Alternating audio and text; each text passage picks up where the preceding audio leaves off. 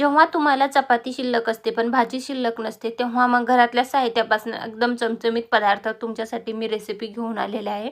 कढईमध्ये तेल घालायचं, मोहरी घालायची, जिरे घालायचं, हिरवी मिरची घालायची, कांदा घालायचा आणि ते छान तेलामध्ये परतवून घ्यायचं. ते छान परतलं की त्याच्यामध्ये एक बारीक कट केलेलं टोमॅटो, एक बटाटा आणि थोडेसे कच्चे शेंगदाणे घालायचे.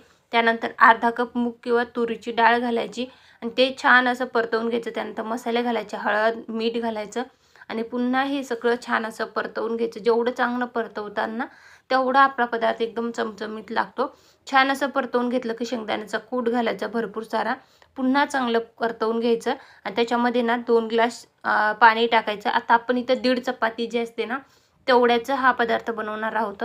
तुम्ही क्वांटिटी कमी जास्त करू शकता.